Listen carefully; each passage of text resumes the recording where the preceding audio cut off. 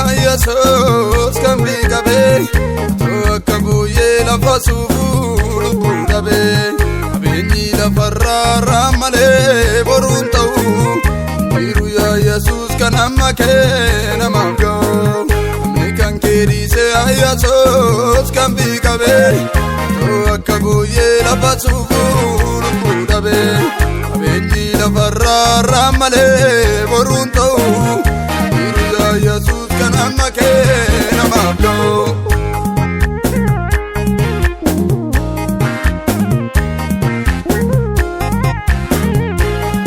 anta ofisati nu barbadu ma barbana anarra mullate boru badu malikana kenya binga benya miti Yesusida oto isarefdu akandune be kijada anta ofisati nu barbadu barbana anarra mullate boru badu malikana kenya binga benya miti Yesusida oto isarefdu akandune be kijada amni kan kerise Yesus kan biqabe to akabuye la fasuful bundabe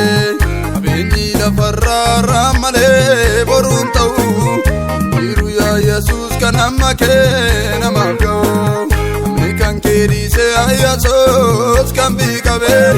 to akabuye la fasuful bundabe abeni la farra male